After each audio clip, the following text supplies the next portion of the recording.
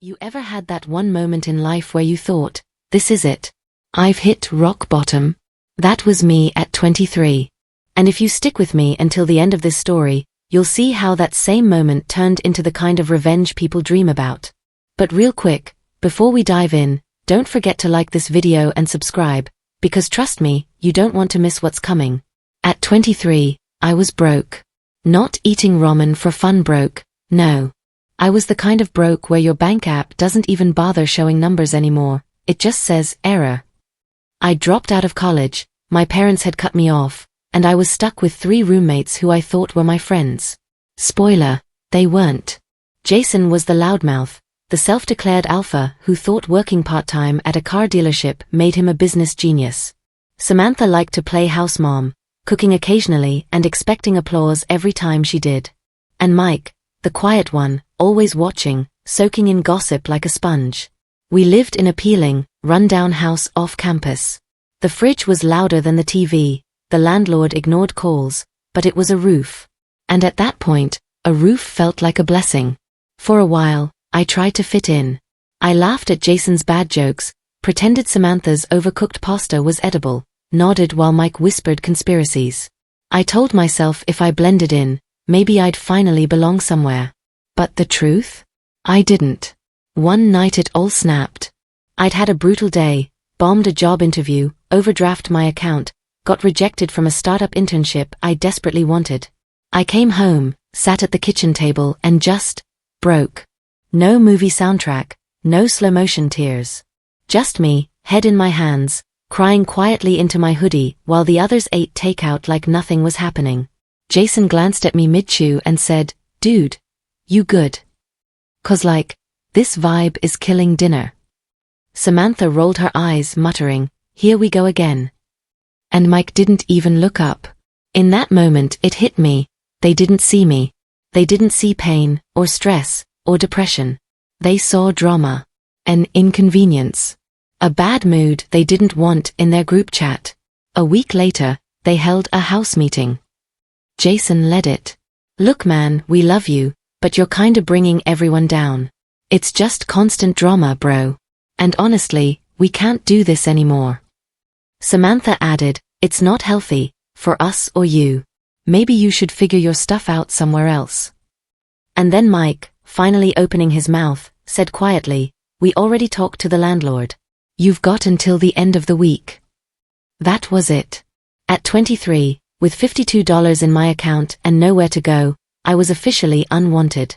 Imagine the humiliation of being kicked out not because you did something unforgivable, but because your sadness made people uncomfortable. That night, as I stuffed my clothes into trash bags, I made myself 2 promises. I would never let anyone make me feel this small again. And one day, I'd make them regret it. But how? I had no idea. And here's where the twist of fate came in. In between crying and panicking, I pulled out my old laptop, the one with a cracked screen and a battery that barely held a charge, and started sketching out an idea. Something I'd thought about for months, but never had the courage to build. An app that could help people like me, broke, stressed, anxious, track not just their expenses, but their mental health. A way to connect your wallet to your well-being. I called it Mind Ledger. Back then, it was just scribbles in a notebook, broken bits of code that barely ran. But something inside me whispered, this matters. Keep going. So while I couch-surfed, borrowed Wi-Fi at coffee shops, and sometimes skipped meals, I built. And rebuilt. And failed. And cried. And built again. Every time I wanted to quit, I pictured Jason's smirk, Samantha's eye roll, Mike's silence. That image fueled me like nothing else. And here's the part one won't spoil yet, but let me just say, 6 months later, that half-dead laptop and those late-night tears turned into a pitch. That pitch turned into an investment. And that investment turned into the single most satisfying revenge I could have ever imagined. Because the people who threw me out for being too dramatic? They didn't just lose a roommate. They lost the chance to stand beside me when my whole life changed. And oh, it changed in a way nobody could have predicted. When I first got kicked out, I thought the worst thing they'd done was toss me aside like garbage. But the truth? That was only the surface. The real betrayal, The one that would fuel my fire like gasoline on a match. I didn't even see it coming. At first, I was just trying to survive. Couch surfing, scraping by, working on my app when I could. But one night, about a month after moving out, I got a message from someone I hadn't heard from in years. An old classmate named Brian. We weren't close, but we'd taken a coding class together back in college. He said, "Hey man, random question. Aren't you the guy who was working on that finance mental health app? Mind Ledger or something?" My heart nearly stopped. Hardly anyone knew about it. I'd only ever mentioned it once or twice, to my roommates. Suspicious, I asked him why. And that's when he dropped the bomb. Apparently, Jason had been bragging at a party about a genius app idea he was working on with his roommates. My app. My idea. The same night I was crying at the kitchen table, Jason was telling people he had this brilliant plan to launch a mental health finance tool, painting himself as some kind of visionary. I remember staring at my cracked phone screen, my hands shaking, whispering to myself, "No, no, no, no." It felt like someone punched me in the gut. Not only had they thrown me out when I was at my lowest, but they'd also tried to steal the only thing I had left. The one fragile little dream keeping me going. And it got worse. Because Brian told me he overheard Samantha laughing, saying something like, "Yeah, we had to kick him out. He was just dead weight. But we'll still use his idea. He'll never get it off the ground without us." Dead weight. That's what I was to them. I swear to you, in that moment, something inside me snapped. It wasn't sadness anymore. It wasn't humiliation. It was rage. Pure, burning rage that lit me up from the inside. I didn't tell Brian anything. I just said thanks, closed my phone, and sat there in silence for a long time. Then I pulled out my laptop and made myself a new promise. Not only was I going to finish Mind Ledger, I was going to launch it before they ever had the chance to steal it. And when I did, I'd make sure they saw every dollar, every headline, every ounce of success that could have been theirs, if they hadn't betrayed me. And hey, if you're hooked right now, smash that like button. Because trust me, this story is about to get even darker. In the weeks that followed, I became obsessed. I coded like a man possessed, surviving on instant noodles and dollar store coffee. Every time I wanted to give up, I remembered their voices. Jason calling me drama. Samantha calling me dead weight. Mike sitting there quietly, saying nothing while the others ripped me apart. But you know what they say, sometimes silence is the loudest betrayal. And I would later find out Mike wasn't just silent. He was worse. One night, I was in a cafe, working on my prototype, when I heard a familiar laugh behind me. Jason's laugh. That loud, arrogant bark I used to hear echoing through the house at 2 a.m. I froze. He was sitting at a table a few feet away, talking to some guy in a suit. And what do you think came out of his mouth? "You know, I've been developing this app idea," he said, loud enough for the whole cafe to hear. "It's called Mind Ledger. Pretty cutting-edge stuff. Gonna blow up big." I almost dropped my laptop. He wasn't just bragging to random drunk kids at a party. He was pitching it. To someone who looked like an investor. I couldn't hear every word, but I caught enough. He talked about financial stress, how it connects to mental health, how students needed tools to track it all. Word for word, my notes. My concept. My baby. I wanted to storm over there, scream in his face, call him out. But I didn't.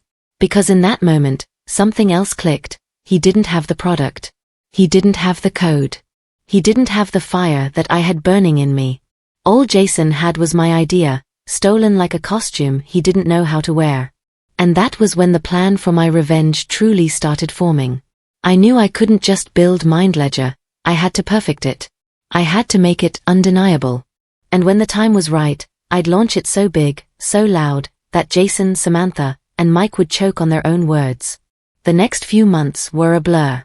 I picked up small freelance jobs, scraped enough to keep myself afloat, and poured every second into the app. I tested it with friends, refined it, tore it apart, rebuilt it. Every setback just sharpened my focus. And then, when I finally had a working prototype, I applied for a startup pitch competition downtown. Grand prize? A small investment, mentorship, and a chance to pitch to real venture capitalists. The night before the competition, I barely slept. My stomach was in knots. What if Jason found out? What if Samantha or Mike showed up? What if someone beat me to it? But when I stepped on that stage, laptop in hand, and started explaining how MindLedger worked, something changed. For the first time in years, I wasn't the dramatic roommate. I wasn't dead weight. I was someone with a vision. And as I spoke, I saw heads nodding. I saw judges leaning in. I saw people taking notes. When they announced the winners, my name was called first. I'd done it. I'd beaten them before they even had the chance to enter the race. And yet, this was just the beginning. Because what I didn't know then was that Jason and Samantha were still out there, still running their mouths, still claiming credit for their idea. And when they finally saw the truth, that the app was real, that it was mine, and that investors were actually putting money into it, the shock on their faces would be the sweetest thing I'd ever tasted. But I'll save that part for later. For now, just know this: the betrayal had been discovered, the fire had been lit, and the stage for revenge was being set piece by piece. And trust me, the way I executed that revenge? It wasn't just petty. It was legendary. I went from an empty bank account and a cardboard box of clothes to standing at a crossroads where everything I'd felt, humiliation, anger, the itch for payback, had to be turned into something that actually worked. For a long time, anger felt like heat without direction. It made me punch walls in my head, replay their faces, their words, the way Jason had said drama like it was a contagious disease. But anger alone doesn't change your world. Planning does. So I learned to get very, very quiet about what I was doing and very, very loud about what I would become. There were nights when I'd lie awake and let the rage do its worst, imagining their faces when the truth came out, imagining Samantha choking on her smugness, imagining Mike trying to look innocent and failing. But then I'd flip the tape to something that had teeth. If they could try to steal my idea, I could do better than steal back. I could build something no one could copy. I could make success the most humiliating public kind of revenge, the kind that's stamped in money, headlines, and leases. First, I had to stabilize myself. I picked up freelance gigs, little things nobody would notice, design jobs, odd app tasks. I couch-surfed a bit, took showers at the gym, drank coffee until my hands shook. It wasn't glamorous. It was survival plus build mode. I sketched features for MindLedger in the margins of receipts, wrote down use cases while falling asleep on strangers' couches, iterated interfaces in cramped libraries. Every small dollar I made was funneled into development, into testing, into lawyers when I could afford them. I was shoestringing an empire with band-aids and determination. The emotional roller coaster was brutal.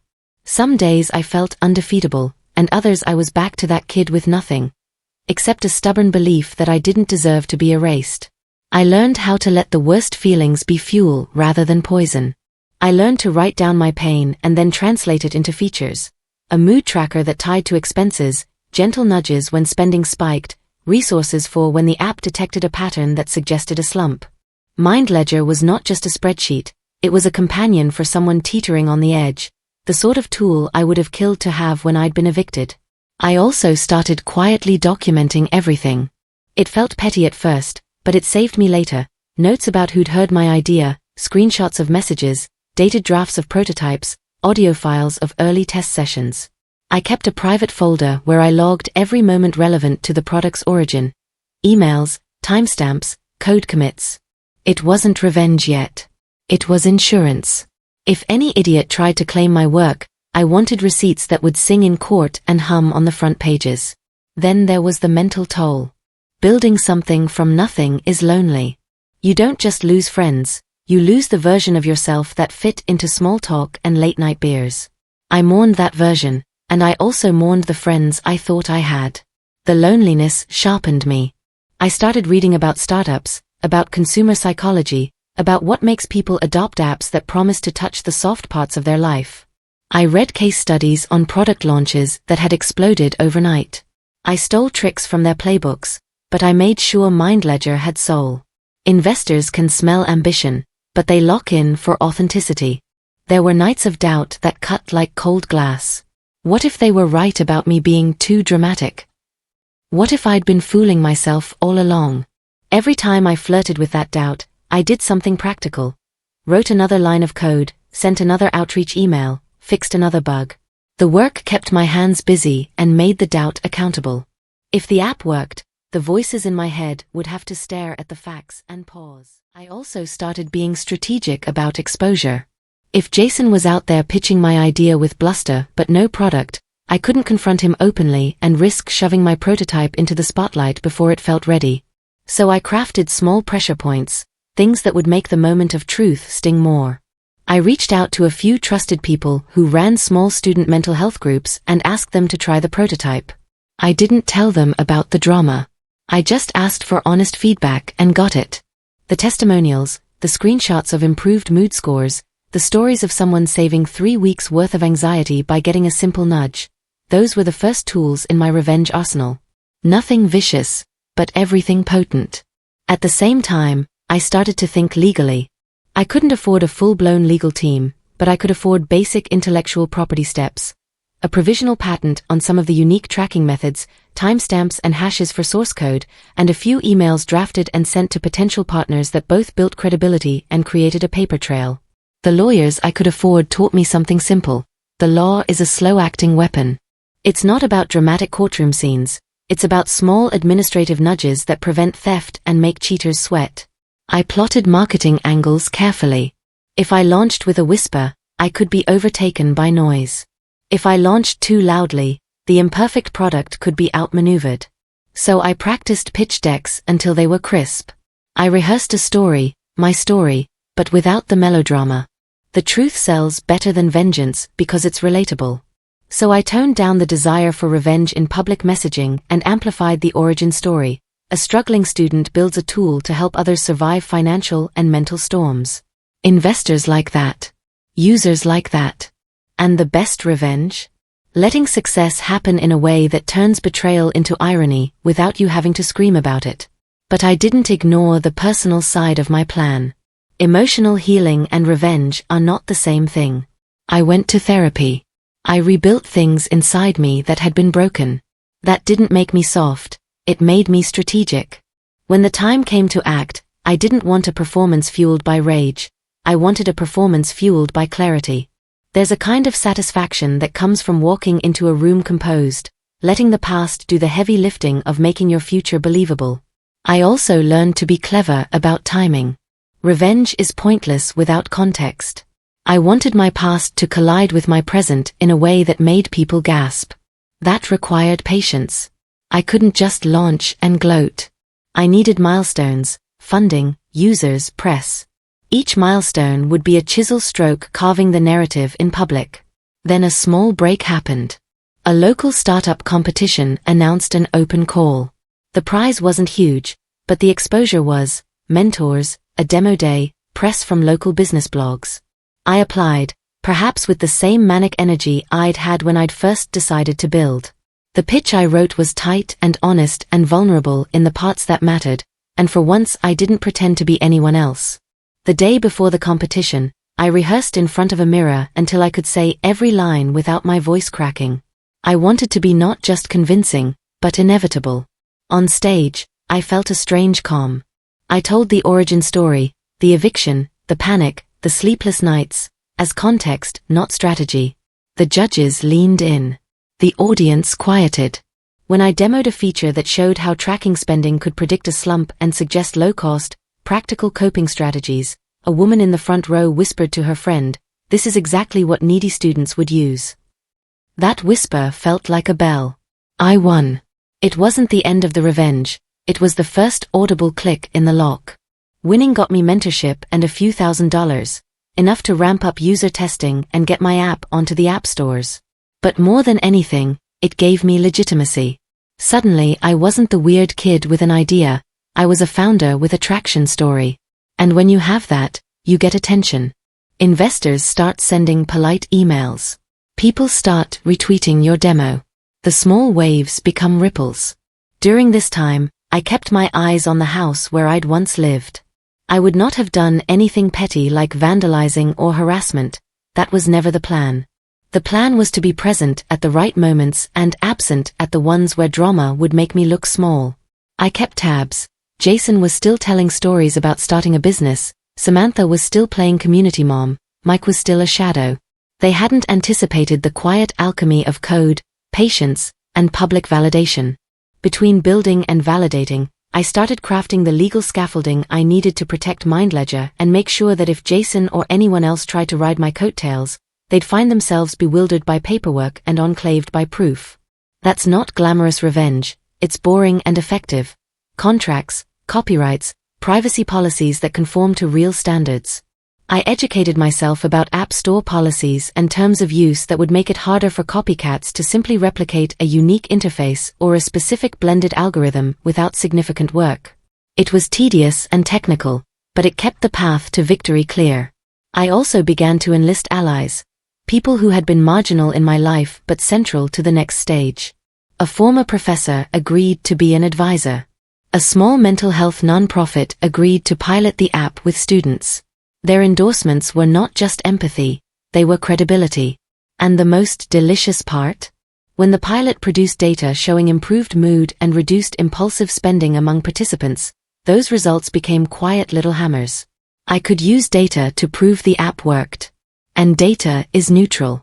Data is a judge that doesn't sympathize with excuses like "we had the idea first," or "he's just dramatic." During all of this, the emotional undercurrent remained. I wanted them to see, to feel the dissonance between their whispers and my results. But I realized that the most satisfying way for them to feel it would be to watch from a distance as the tide rose around them. No shouting, no petty online posts, just the slow, undeniable truth that a person they cast aside was building something real. There were moments of doubt when the plan seemed too long, when patience felt like cowardice. But every small victory, an investor reply, a 5-star review, a user who wrote that MindLedger helped them stop panic buying after tuition, reoriented me. The revenge was no longer personal in the ugly sense, it had a larger arc. It was about justice in a form that is appropriate for the world we live in. Recognition where recognition was denied, success where support was withheld. And all the while I kept the drama inside the story and the proof outside, quiet, methodical, and unforgiving in its logic. My rage had become a machine with a single output, undeniable legitimacy. Which is more satisfying than loud humiliation because it leaves no room to spin the narrative away. When you have proof, the other person's bravado looks thin. By the time my app started getting traction, the planning had paid off. I had advisors, pilot data, users, a provisional patent, and legal protections that would make it hard for a casual thief to claim my work. My pitch deck was tight, my messaging was empathetic, and the press liked the human angle. I was ready. I was calm. I was no longer that kid packing trash bags in the night. I had a product, a plan, and the kind of silent confidence that makes people uncomfortable when you reappear in their orbit. First, the financial thread. I had some seed money from the pitch competition and a handful of early angel conversations that liked the idea. A mentor introduced me to a small local investor who had a soft spot for student-focused tech. We met in a coffee shop where the light fell across our table like it wanted to witness a quiet revolution. I showed him the pilot results, reduced panic spending, improved mood scores, testimonial after testimonial about students who could finally breathe enough to think. He liked the traction and, more importantly, he trusted the honesty behind the story. He put in a modest check. That check opened a door I'd been staring at for months. I could now legally and competitively bid on small properties that came up for sale. Around the same time, I noticed something else. The house I'd been kicked out of, the one with the fridge that hummed like a flatline, had a for sale sign tacked to the mailbox. It was one of those coincidences that tastes like destiny. The same landlord who'd shrugged when I'd called him about broken windows was now dealing with a real estate agent who cared about curb appeal. I started going to the open houses around the area, learning how to read property listings like they were pitch decks. Small multifamily buildings, undervalued because of deferred maintenance, those were the ones you could turn with the right people and the right story. I didn't tell anyone I was looking. If you tell a room you're about to change the world, it becomes harder to move. So I kept it tight, quiet. I found a broker who specialized in small, cash-friendly deals. We put small offers on a few places to see how the market moved. Meanwhile, I kept the legal thread warm. My provisional patent was upgraded, I had copies of dated drafts, and I'd paid a lawyer to send a polite cease and desist to anyone using the exact phrases and flow that matched MindLedger's unique features. It wasn't aggressive, mostly formalities designed to make anyone trying to copy the app think twice. I wanted the final act to be clean.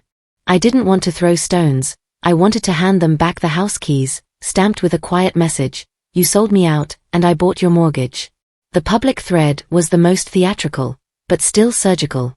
I planned a launch that was less about one night of screaming and more like an orchestra's swelling, press releases, user stories, a demo day with a surprising guest, and a carefully timed social media cascade.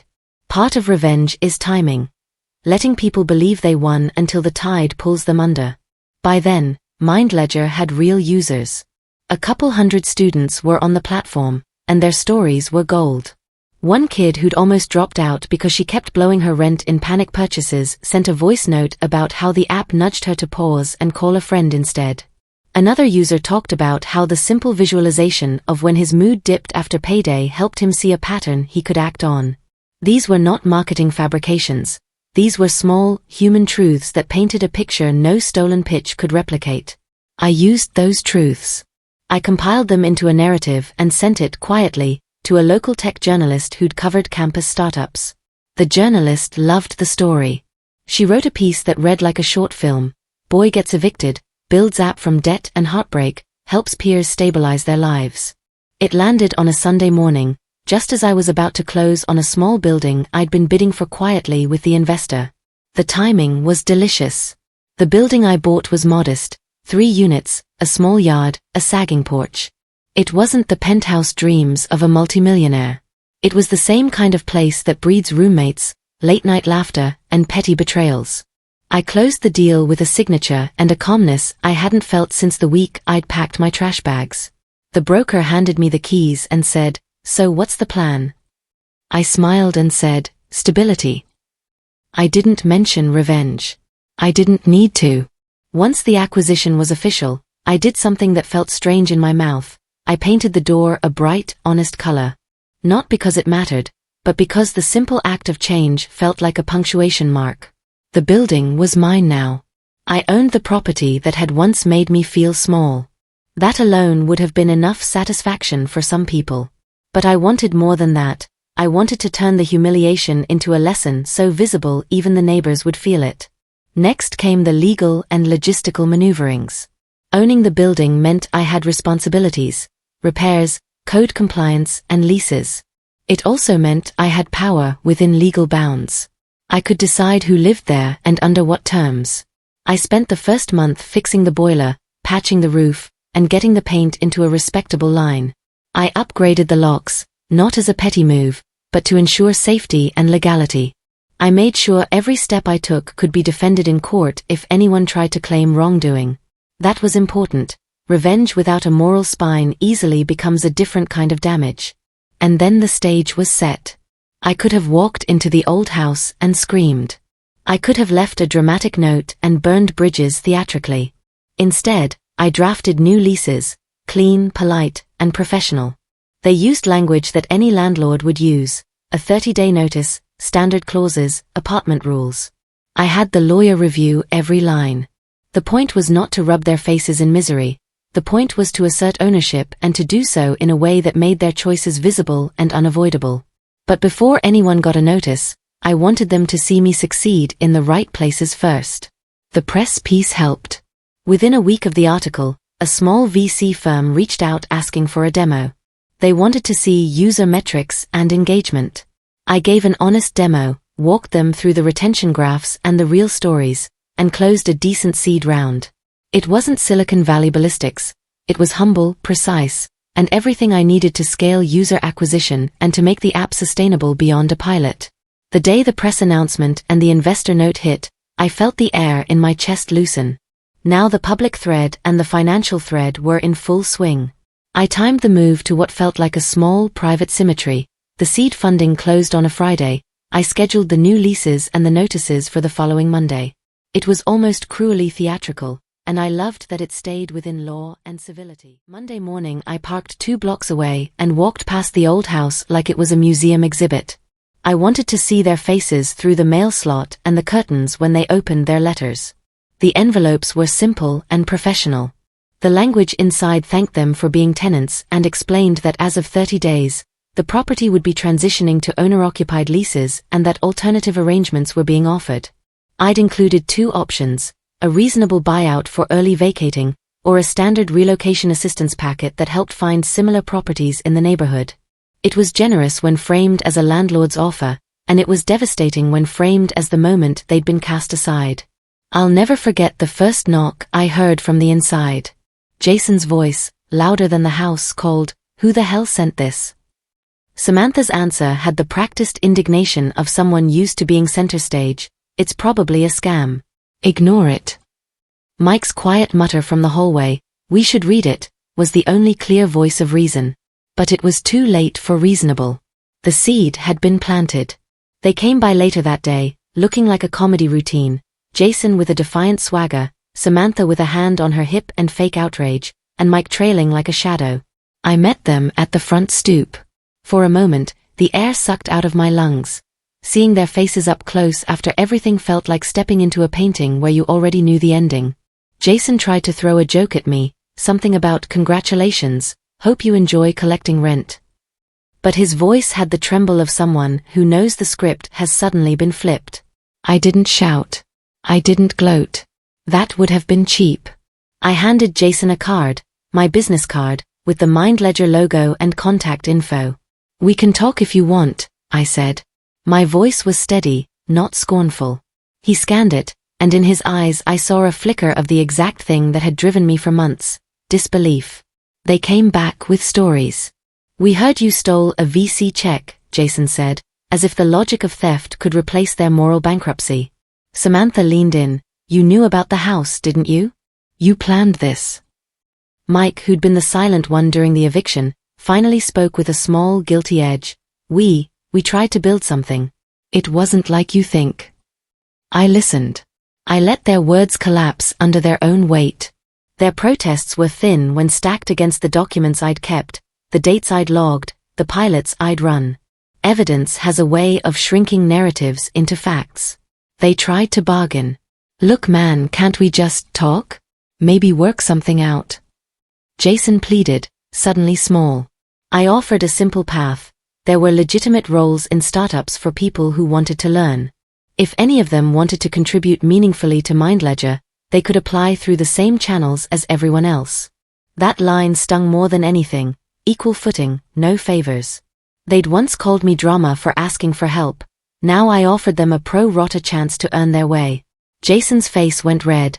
Pride is a stubborn curtain to lower. But the real shock wasn't in their bargaining.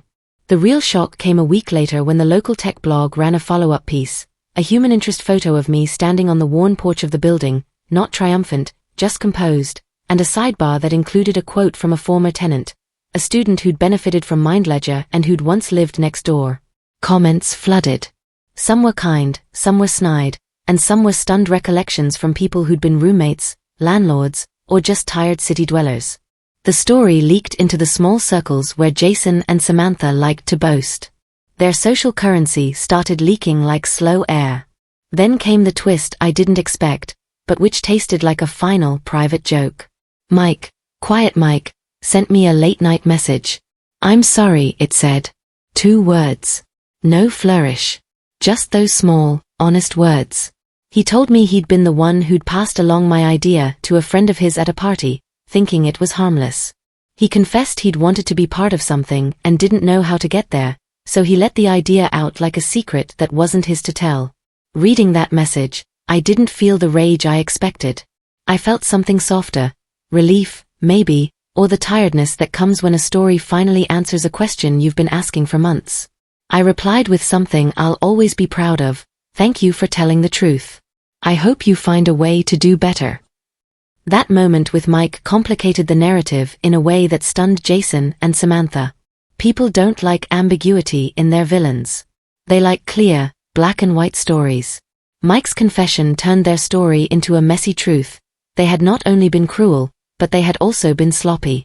When the 30-day notices expired, some moved, some tried to negotiate, and some sued, threats that vanished quickly under the weight of contracts and legal counsel I'd retained. The legal system, when used properly, move slowly but predictably, and I'd put things in place months earlier so that nothing they did could prevent the changes I'd lawfully enacted. I didn't want to ruin their lives. I wanted to own the truth of my life back and to make sure they could no longer pretend the world hadn't seen them for what they were. In the end, what I did felt more like setting the record straight than revenge in its ugly form. I'd reclaimed a space that had once been a wound and turned it into a workshop, a place where students could get help. I remodeled one of the units into a community room where MindLedger users could meet and learn financial coping strategies. I hired a neighbor as a building manager. She'd been one of the few people who'd once offered me a spare couch without asking for a story. I didn't become the villain. I became a person who solved a problem in a way that other people now benefited from. Of course, the headlines loved the drama: evicted founder buys building, startup founder confronts former roommates, and the inevitable op-eds about ethics, ambition, and the modern hustle. But those were superficial echoes. The deeper thing, what actually mattered, was the users who said MindLedger kept them afloat when school got hard, the students who found stability and a place to talk, and the private satisfaction of walking up the painted steps and knowing I had changed the outcome. There's a particular kind of silence that follows a well-executed plan. It's not empty. It's the quiet that comes after the crowd stops gasping and the facts stand in place. I remember the night the last roommate moved out. I stood on the small porch and listened to the city hum. Cars, a distant TV, laughter from somewhere down the block, and felt something like closure. I had not screamed. I had not vandalized. I had, in every legal and strategic sense, reclaimed myself and the space that had once been a symbol of my lowest day. People keep asking me if I regret the way I handled things, if I wish I'd been kinder or harsher. The truth is complicated. I sometimes think about the kid I was, the one whose tears were called drama, and how much kinder a world would be if someone had reached out then instead of slamming the door. I don't regret building MindLedger or buying the building. I don't regret making sure my life mattered. But I also don't relish anyone's pain, even those who caused mine. Revenge was never about hurting them back. It was about refusing to let their definition of me stick. A few months after the eviction notices, I passed by one of my old roommates on the street. Jason. The same guy who'd once called me crazy for crying on the kitchen floor. He didn't look like the Jason I remembered. The cocky grin was gone, the swagger had drained out of him. He gave me this awkward nod, like he didn't know whether to smile or run. And in that moment, I realized something. Karma had already done my work for me. I didn't have to gloat. Life had already shown him what it felt like to stand on shaky ground. Samantha? I heard from mutual friends she tried to spin my story into hers, telling people she was part of the original idea. But the receipts spoke for themselves. The app, the press, the investors, they all knew the truth. And the truth is a currency no one can counterfeit forever. Eventually, people stopped buying her stories, because my results spoke louder than her excuses. The only one I kept a strange sympathy for was Mike. His late-night confession still stuck with me. He'd admitted the truth, and that honesty, even though it came too late, was worth something. I don't know where he ended up, but I like to think he found a better way forward, maybe even built something of his own without cutting corners. As for me, life didn't suddenly turn into a fairy tale. Running a startup is messy, stressful, and sometimes brutal. But every time I felt like giving up, I remembered that night when my so-called friends tossed my stuff out with a smirk. I remembered the silence of walking down the street with nowhere to go. And then I remembered how far I'd come since then. Owning the building, building the product, proving to myself and everyone else that I wasn't broken, I wasn't crazy. I was capable. And here's the thing I want you to take from this. Revenge isn't always about destroying the people who hurt you. Real revenge is living so well, succeeding so hard, that their actions no longer define you. It's turning the wound they gave you into the reason you rise higher than they ever thought possible. If you're watching this and you've ever been underestimated, thrown away, or called names when all you needed was help, remember this: you are not defined by the people who gave up on you. You're defined by what you build after they're gone. So maybe my story started with tears on a kitchen floor and a trash bag on the sidewalk. But it didn't end there. It ended with keys in my hand, with stability under my feet, and with an app that's helping thousands of students feel less alone. That's the lesson. That's the victory. And if you've listened all the way to the end, I just want to say, thank you. You're the kind of person who sticks around for the full story, who understands that the good part comes after the pain. If you haven't already, hit that like button, subscribe to the channel, and share this story with someone who needs to hear that setbacks don't have to be the end. Sometimes, they're just the beginning. Because me? I was broken, and betrayed. And now? Now I'm proof that you can turn eviction into ownership, heartbreak into momentum, and betrayal into a future nobody can take away.